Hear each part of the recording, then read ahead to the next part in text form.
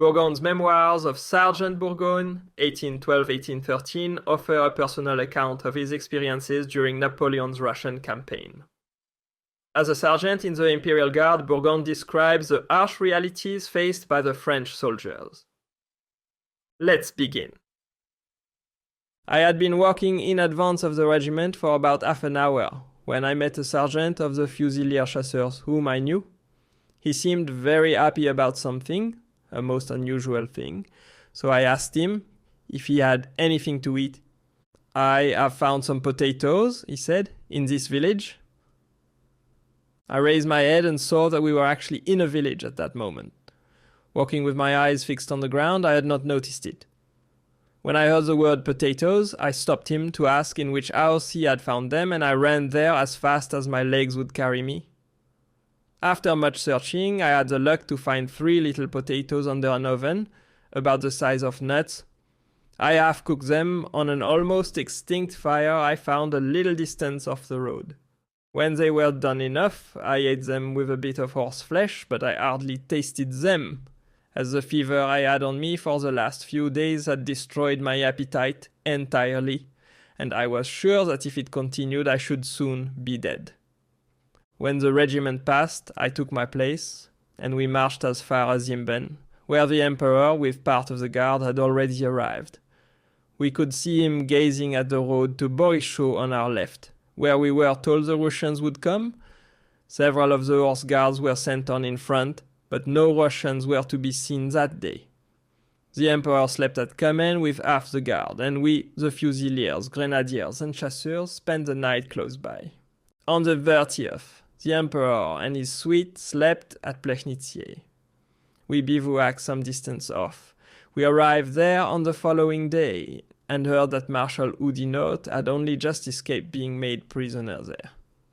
That 2,000 Russians, with 2 field pieces, had entered the place. And that the Marshal, although wounded, had entrenched himself in a house with 25 men, both officers and privates, many of them wounded. The Russians, astounded at these preparations for defense with so small a number of men, had retired onto some heights overlooking the house and laid siege to it till the arrival of the Emperor, with the troop of the Rhine Confederation and part of the guard. As we passed, we looked at the house pierced through by balls in many places. It seemed strange to us how 2,000 Cossacks had not sufficient courage to take an old wooden house defended by only 25 men. On the next day, December the 1st, we left early in the morning, and after an hour's march, we reached a village where the Fusilier Chasseurs had spent the night. They were waiting to set out with us. I made inquiries if there was anything to buy there and was told by a sergeant major that there was some gin to be had from a Jew. He took me to the place, and seeing the Jew with a long beard, I asked him politely in German if he had any gin for sale. "No," he answered rudely. "I have none. The French have taken it all." I said nothing, but I knew perfectly well he was telling a lie and that he was only afraid of not being paid. Just then, a girl of 14 or 15 jumped down from a great stove she had been sitting on, and coming up to me, she said, "If you will give me your silver lace, I will let you have a glass of brandy." I said yes, so she took off the silver braid belonging to my haversack, worth 30 francs, which I had brought from Moscow. She hid it immediately in her dress and gave me a miserable bit of cord instead. If I had allowed her, she would have taken the surgeon's pocket case I had got from the Cossack, as she caught sight of the silver fittings. She then brought me a glass of very bad gin, but I felt so sick I could hardly swallow it. She also gave me a small oval-shaped cheese, the size of a hen's egg, smelling of aniseed. I put it carefully in my haversack and went out. I was hardly in the open air when the abominable spirit flew to my head. I was obliged to cross a broad deep ditch on a tree thrown over to serve as a bridge.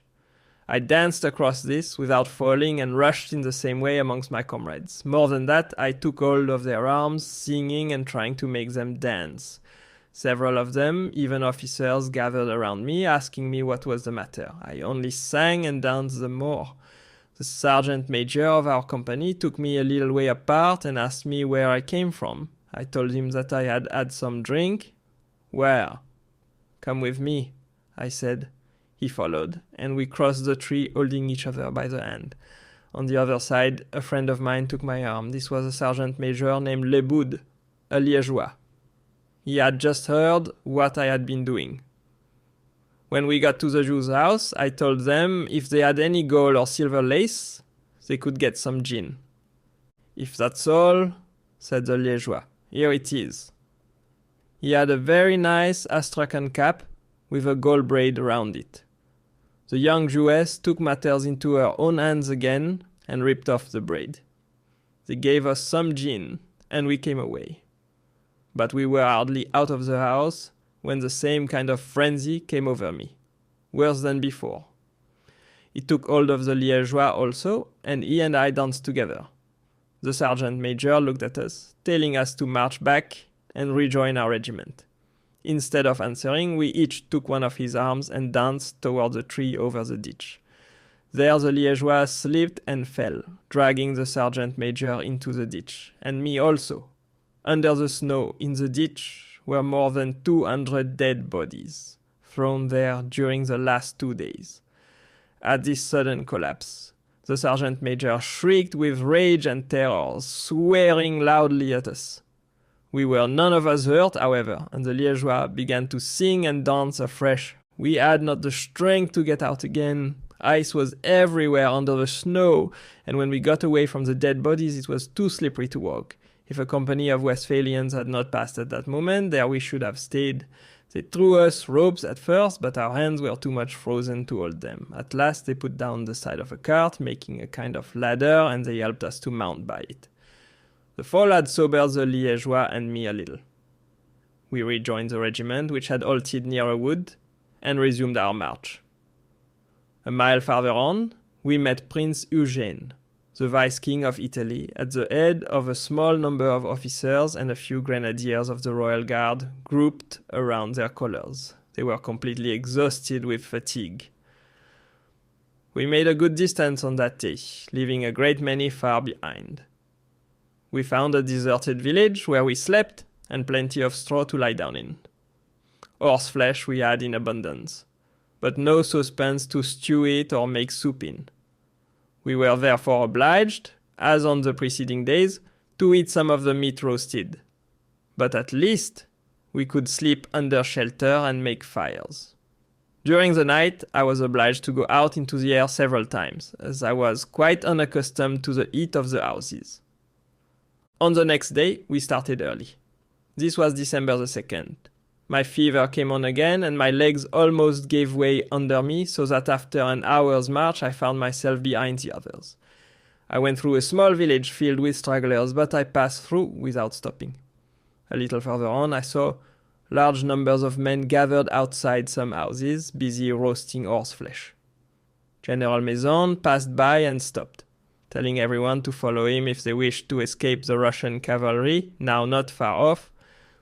Most of the men, however, were too much famished and too demoralized to listen. They would not leave their fires till they had eaten, and many of them were prepared to defend the piece of meat they held against the enemy. I went on my way. Further on, I met several men of my company and begged them not to leave me. They promised me they would follow me anywhere, that they were quite indifferent where they went. In the evening, we stopped near a wood for the night. Already several men from different corps were there, especially of the Italian army, and a few grenadiers of the 1st Regiment of the Guard, of whom I asked news of Picard. They said they had seen him the day before, but that he seemed quite mad, and they thought his brain was affected. I had never till now thought of looking in poor Grosjean's knapsack, which he had given me at the Bérésina bridge. Now, as I felt certain he could not return, I opened it, before 2 men of our company who were with me and were, moreover, in his squadron. I found nothing of any importance, except a handkerchief containing oatmeal mixed with rye. One of the men happening to have a saucepan lid, we cooked the meal I also found an old pair of shoes, but there was not a shirt, of which I was in great need, and the rest was quite useless to me. There was, fortunately, a great deal of wood about, so we made a large fire. The cold was endurable while the night lasted, but in the morning, the 3rd, a north wind got up, bringing with it 20 degrees of frost. We were forced to begin our march, as it was impossible to remain still.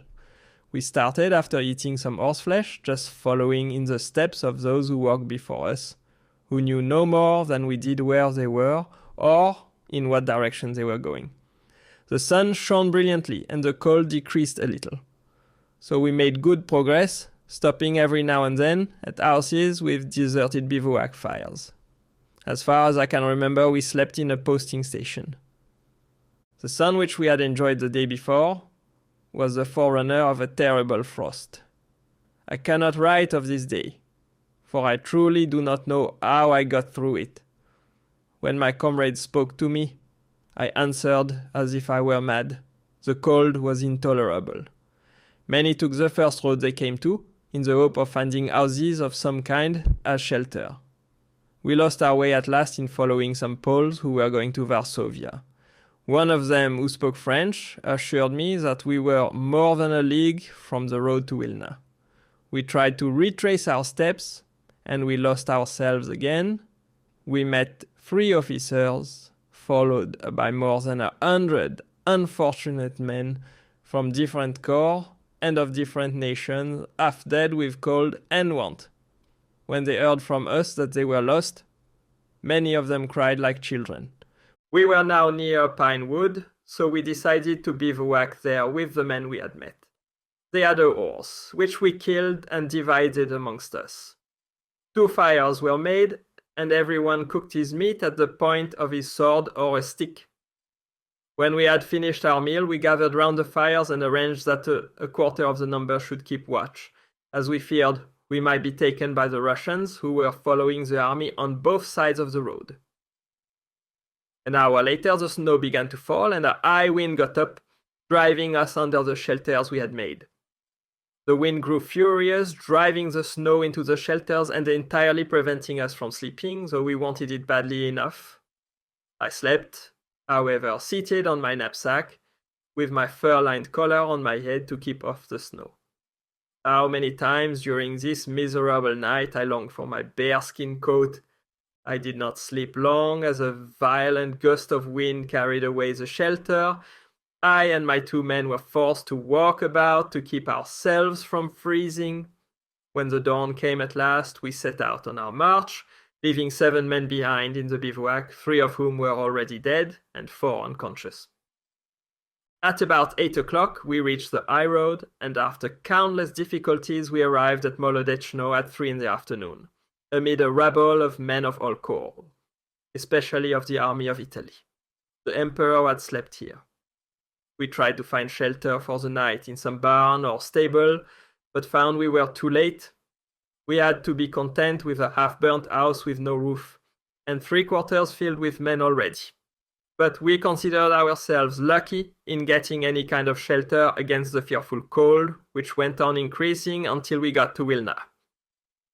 I heard later that it was from this place that the emperor dispatched his 29th bulletin, which caused such a sensation in France, announcing the destruction of our army. It was broad daylight when we started on the 5th. Mechanically, we followed 10,000 men in front of us, marching in confusion without knowing where they went. We crossed several marshes where we should have all probably sunk and perished, but for the severe frost. Those who lagged behind were in no danger of losing their way, for the numbers of fallen men on the road served as guides. We arrived the next day at Brenica. The emperor had slept there and had already left. This day we were more fortunate. I was able to buy a little flour and we made some mice-tea pudding, but we had not the luck to find a roofless house again and were obliged to spend the night in the street. It was so bitterly cold that we got no sleep. The next morning we set off for Smorgoney. The road was full of officers of different corps and the remnants of the doomed squadron and battalion, wrapped in worn-out furs and half-burnt garments. Some had not even these, having, no doubt, parted with them for their friends. Many of them walked, leaning on sticks, their beards and hair a mass of ice. Others, no longer able to walk, looked vainly at the miserable men passing along the road, trying to find some part of the regiment they had commanded a fortnight before, and get help or an arm to lean on. It was all over, I fear, with those who could not walk. The roads were like battlefields. There were so many dead bodies. But as the snow fell all the time, the horror of the sight was softened. We had lost all sense of pity, besides.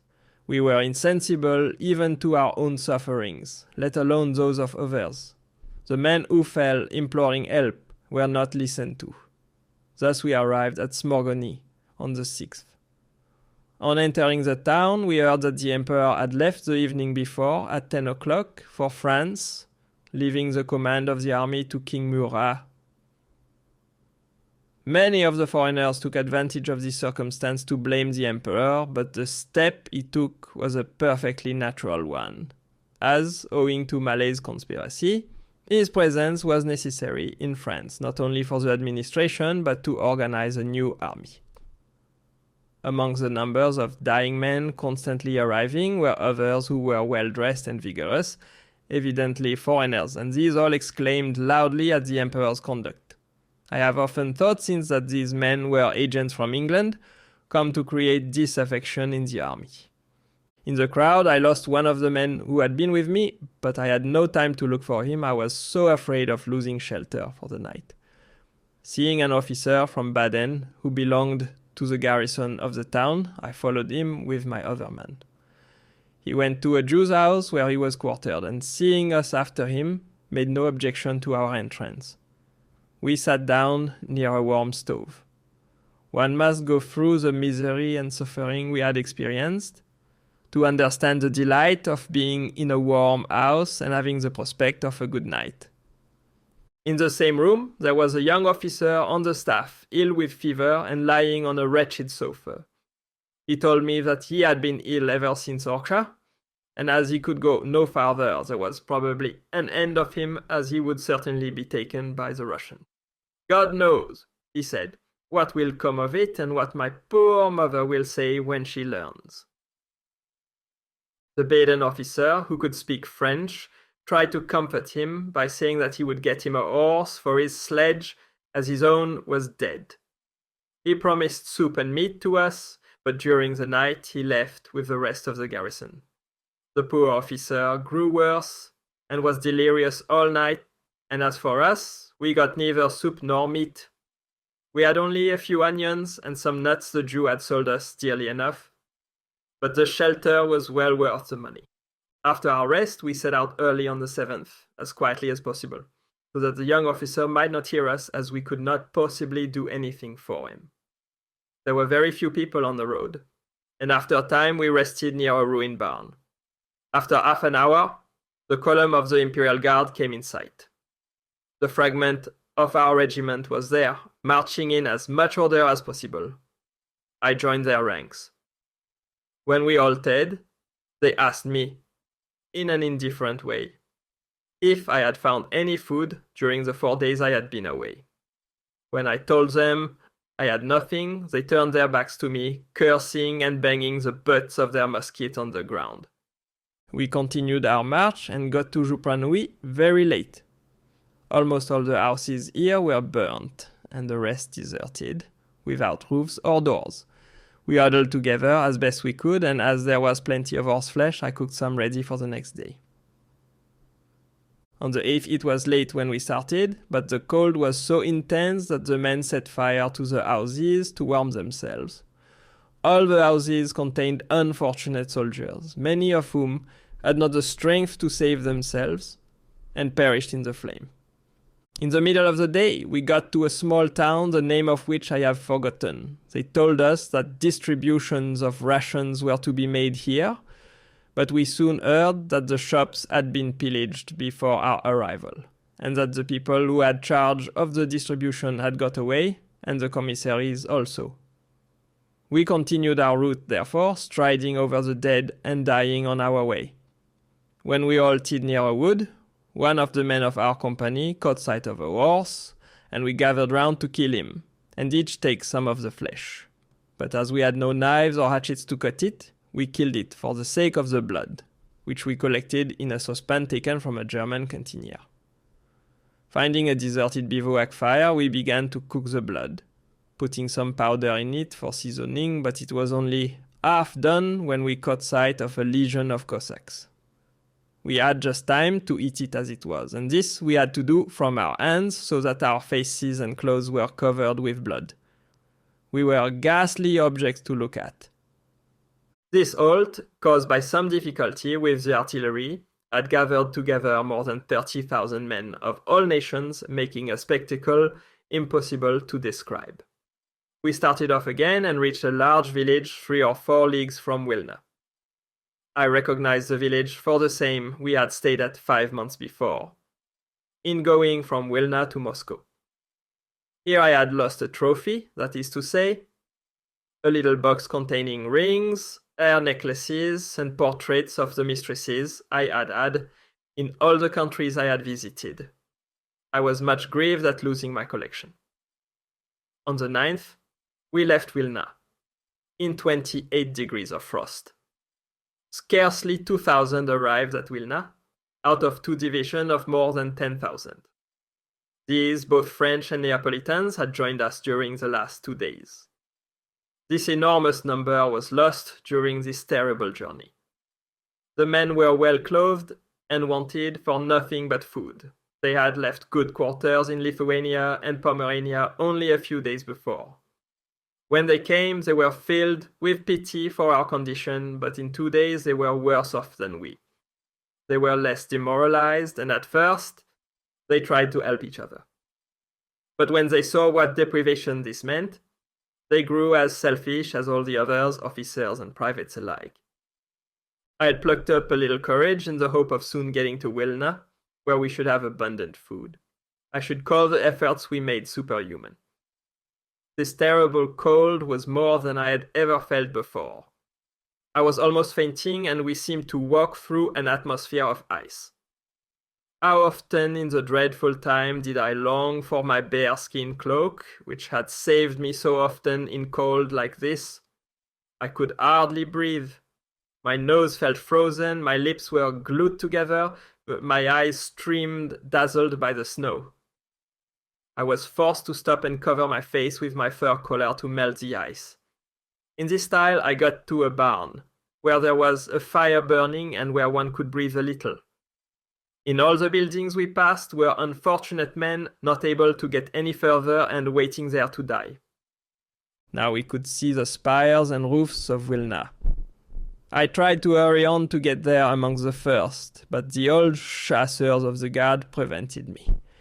They blocked up the road in such a manner that no one could pass them without marching in order. These veterans, with ice hanging to their beards and mustaches, marched on, controlling their own sufferings to keep order in the ranks. But this order it was impossible to maintain. Once in the outskirts of the town, everything was in confusion.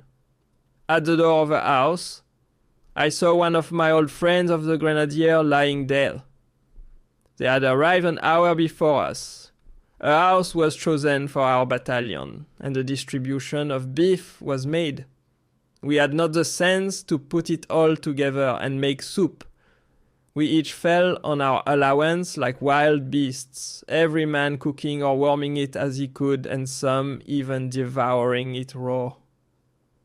One of my friends named Poton, who was a Breton gentleman and a sergeant in my company, waited impatiently for his piece, about half a pound. As he was a short distance off, it was thrown to him. He caught it with both hands, like a cat, and began eating it convulsively in spite of everything we could do to prevent him. He was incapable of seeing anything but the meat before him. Soon afterwards, I went into the town to see if I could not buy some bread and a little brandy. But the doors were almost all shut and bolted. The inhabitants, although our friends, had taken fright on seeing 50 or 60,000 famished men, most of whom looked imbecile or mad, many of our men had rushed about like lunatics, knocking at all the doors and shops, but had been refused. As the contractors wished to do everything in order, this was impossible, as order did not exist.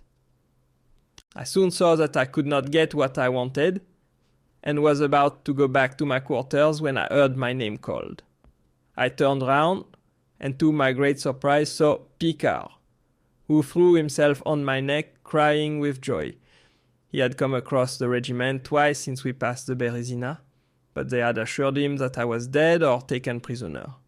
He said he had some flour, which I should share with him, and as for brandy, he would take me to his Jew, who would furnish me with that, and perhaps bread as well.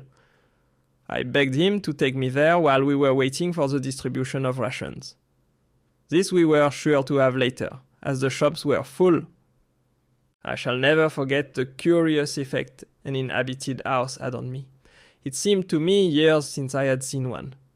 Picard gave me a little brandy, which I had great difficulty in swallowing. I then bought a bottle for 20 francs, which I carefully stowed away in my haversack. As to bread, I must wait for that till evening. For 50 days I had not tasted any, and it seemed that if only I could eat a little, I should forget all my miseries. The Jew told me that the men who had arrived first in the morning had devoured everything. He advised us not to leave his house, even to sleep there, and that he would undertake to get us everything we wanted, also to prevent others from coming in. Taking his advice, I settled down to rest on a bench near the stove. I asked Picard how it happened that he was on such friendly terms with the Jew, as I noticed they treated him as a member of the family. He said that he had passed himself off as the son of a Jewess, and that during the fortnight we had spent in the town in July, he had attended their synagogue with them, and in consequence of this, he had always got some schnapps to drink and some nuts to crack. I had not laughed for long enough, but I burst out into a roar at this, until the blood poured down my lips. Picard went on with his funny stories, until suddenly we heard a rattle of artillery, and our host came hurriedly in. He looked dazed, and could not speak. At last, he said that he had seen some Bavarian soldiers, followed by Cossacks, enter by the same gate at which we had come in. The garrison of the town just then sounded the call. When Picard heard it, he seized his arms and came up to where I sat, unwilling to move. "Come, mon pays," he said, striking me on the shoulder. "We belong to the Imperial Guard and should be the first to go. We must not let these savages eat our bread. If you have strength, follow me, and we'll join with fellows who will turn out these rascals." I followed Picard. A few men ran to join, they hardly knew what, but a great number walked off as far as they could get, and the most part, quite indifferent to everything, paid no attention to what was going on. When we got near the gate leading to the faubourg, we met a detachment of grenadiers and chasseurs of the guard. Picard left me to take his proper place, and as I saw a few of our men following, and also some officers, I followed also, without knowing who commanded us or where we were going. We went up a mountain without any pretense of order, each one going as he could. Many fell and remained behind. We had climbed perhaps 2/3 of the height, and I was astonished at having got so far, when I fell, and although helped up by a Lithuanian peasant, I could hardly rise. I begged the man not to leave me and to secure his services. I gave him about 4 francs in Russian money and some brandy in the little cup I still kept.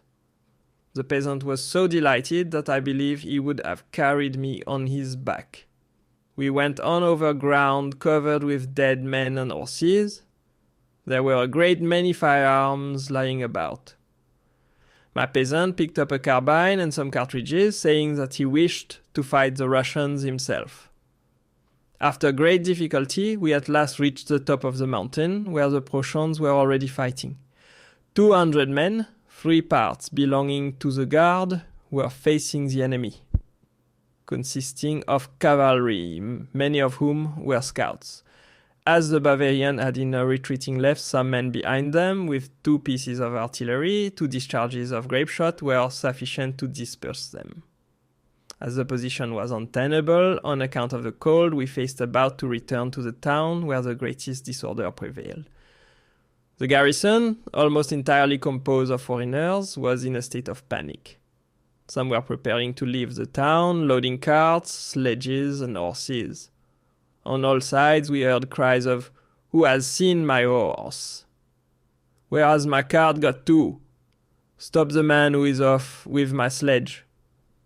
This disorder was mainly caused by the thieves who had followed us all through the retreat, and of whom I have spoken before. Now, seeing a good opportunity, they took advantage of it by seizing carts, horses, and sledges loaded with provisions, gold, and silver. The arrangements for departure were made by the commissariat, contractors, and other army employees who now were making common cause with us. The thieves thus fled along the corner road, sure of not being pursued. On entering the faubourg, I avoided the house where our battalion was quartered. I had 2 reasons for going into the town. Firstly, for the bread I was to share with Picard. Secondly, to let him know that I had taken part in the little expedition which had beaten the Russians. I ran to the right to find Picard, but to my surprise I was told that he had taken the first turning to the left with 10 other grenadiers and chasseurs to be on guard for Murat. Murat had just left the town for the faubourg on the corner road. I decided to look for him at Murat's quarters. On the way, I passed the house where Marshal Ney was staying. Several grenadiers of the line were before the door, warming themselves by a large fire, which gave me a terrible longing to be there too. Seeing how wretched I looked, they made room for me. Many of them were quite strong and well dressed. When I showed my surprise at their appearance, they said they had not been as far as Moscow. They had been wounded at the siege of Smolensk and left at Wilna, where they had remained ever since. Now they were well again and fit for fighting. I asked them if they could get me some bread. They answered as the Jew had done, that if I would return that evening or stay with them, they were certain that I should have some. But, as I was obliged to go back to the battalion, I told the grenadiers that I would return, and that I would give 5 francs for each loaf. Before leaving them, they told me that just before I arrived, a German general had come to the marshal and had advised him to leave if he did not wish to be surprised by the Russians. But the marshal had replied, pointing to 100 grenadiers warming themselves in the courtyard, that with those he could afford to laugh at all the Cossacks in Russia and that he would sleep in the town. I asked how many there were in the marshal's bodyguard. "About 60, answered a drummer sitting on his drum. "And another 60 we found here, well and fit. I have been with the marshal ever since the crossing of the Dnieper, and with him at our back we can manage those dogs of Cossacks. Coquin de Dieu," he said. "If it were not so cold, and if I hadn't frozen hands, I would sound the attack myself all day tomorrow." I returned to the faubourg and found all my comrades asleep on the floor. There was a large fire, and the room was warm, and as I was completely worn out, I lay down with them. It might be perhaps 2 o'clock in the morning when I awoke, and as I had now missed the rendezvous I had given the marshal's grenadiers, I told my comrades that I was going to the town to get some bread, and that now was a favorable time, as all the soldiers would be asleep. And besides, I had some Russian banknotes. Several of them tried to get up and go with me, but could not do so. Only one, Bailey, a sergeant, succeeded in rising, and the others gave us their money, amounting to about 50 francs. It was a beautiful moonlight night, but when we were in the street, it felt so bitterly cold that it would not have taken much to send us back into the house. We met no one in the faubourg. At the gates of the town there was no sentry. The Russians could have got in as easily as we did. When we were opposite the first house on the left, I caught sight of a light, through the entrance to the cellar, and stooping down, I saw it was a bakehouse, and that bread was being made. The smell had made us aware of it before. My comrade knocked, and they asked us what we wanted. We answered, "Open the door, we are generals." They opened at once and we went in. They took us into a large room where a number of officers were lying on the floor. They did not trouble to ask us if we were really what we pretended to be. For some time past, it had been hardly possible to distinguish an officer from a private. A very fat woman was standing against the cellar door, so we asked her if she had any bread to sell. She said no, it was not baked yet, we might go down to the cellar and see for ourselves. An officer lying on some straw, wrapped in a grey cloak, got up and went down with us. 2 bakers were there, fast asleep, and looking all round, we could see nothing, and we began to think that the woman had spoken the truth, when on stooping down I saw under a kneading trough a large basket, which I drew out. In it we found 7 large loaves of white bread, weighing 3 or 4 pounds each, as good as those made in Paris. What luck! What a glorious find for men who had had no bread for 50 days. I began by taking possession of 2 which I put under my arm and my cape. My comrade did the same, and the officer took the 3 others.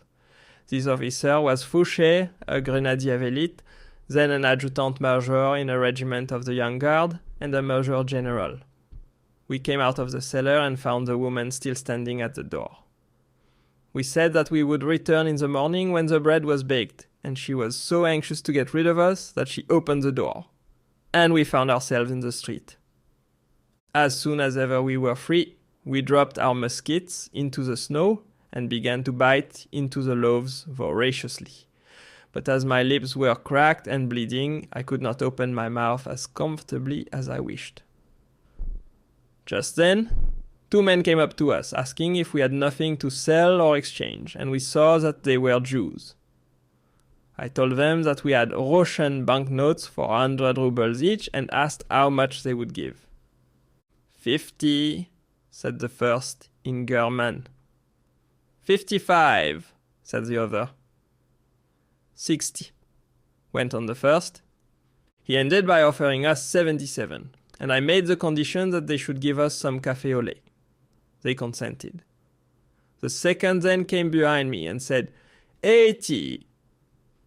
But the price was concluded, and as the man had promised us coffee, we did not wish to bargain over again for 20 francs at most. The Jew now conducted us to a banker, as he was only an agent. The banker was also a Jew. He asked us at once for our notes, of which we had to give 9. 3 of them belonged to me. He looked very closely at them and passed into another room, while we sat down on a bench to wait, furtively handling our bread. Our longing for the coffee promised us overcame our patience, and we called out for the banker. No one appeared. The idea suddenly came to us that we were going to be robbed. I said as much to my comrade, who thought so too. To compel attention, therefore, he struck their counter as hard as he could with the butt of his musket. As no one came to this summons either, he knocked against a wooden partition dividing the 2 rooms. The Jews came out, looking as if they were plotting something together. After again asking for our money, we were told to wait, but my comrade loaded his musket before their eyes, and I took one of them by the throat, demanding our notes. When they were convinced that we should make a scene to their disadvantage, they hastily counted out our money, the most part of it in gold. We took hold of the man who had led us to the place and forced him to live with us.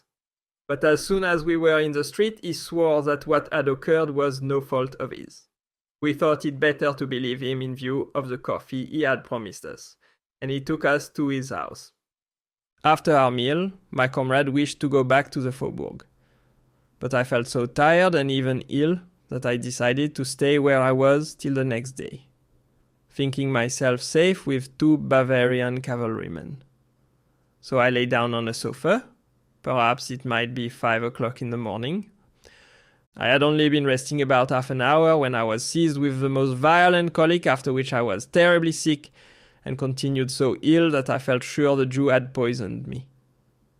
I thought I must die, as I was so weak as to be unable to get to the bottle of brandy in my knapsack. I begged one of the Bavarians to give me some, and after that I felt better, so I lay down again on the sofa and dozed off. I do not know how long I slept, but when I awoke I discovered that my bread had gone. Only a very small piece was left, which fortunately I had put in my haversack along with the bottle of brandy and hung at my side. My rabbi's cap had also disappeared, so too had the Bavarians. That, however, was not what distressed me the most, but my own position, which was a dreadful one. Besides my colic and sickness, my right foot was frozen and my wound had reopened. The first joint, on the middle finger of my right hand, was on the point of dropping off, and the terrible cold of the preceding day had poisoned my foot to such a degree that I could not get my boot on. I was forced to wrap it up in rags after rubbing it over with the grease the Poles had given me and a piece of sheepskin overall which I tied on with string. The same process I repeated with my right hand. I was about to go out when the Jew asked me to stay, saying that he had some rice to sell. I bought some thinking it would stop my complaint. I begged him to get me some sort of pot to cook it in, and he fetched me a little copper pan. I tied this and my boot to the knapsack, and after giving the man 10 francs, I went out. As soon as I was in the street, I heard despairing cries, and I saw a woman weeping over a dead body at the door of a house. She stopped me, asking me to help her to get back what had been taken from her. "I have been staying in this house since yesterday," she said, "with these scoundrels of Jews. My husband was very ill. During the night they took everything we had, and this morning I went out to get help, as I saw I should get none anywhere. I came back to nurse my poor husband. But when I arrived, imagine my horror at seeing his corpse at the door. The villains had taken advantage of my absence to assassinate him. Oh, monsieur," she went on, "do not leave me. Come with me." I said that was impossible, but the best thing she could do now was to join those who were leaving the town. She made a gesture with her hand to say she could not do it, and as I had heard several musket shots, I had to leave the unfortunate woman and go in the direction of Kono. I got into a crowd of 10,000 men, women, and children, all hurrying and thrusting past each other to get out first. As chance would have it, I met a captain of the young guard belonging to my own part of the country. He had with him his lieutenant, his servant, and a wretched horse. The captain had no company left. His regiment had ceased to exist.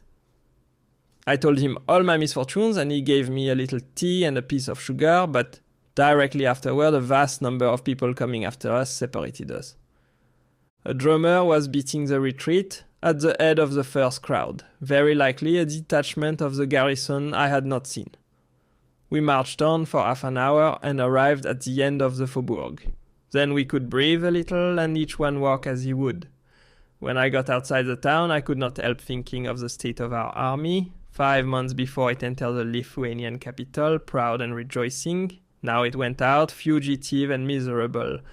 That concludes the 16th part of the story. Thank you very much for listening. Please subscribe for more episodes and leave a comment.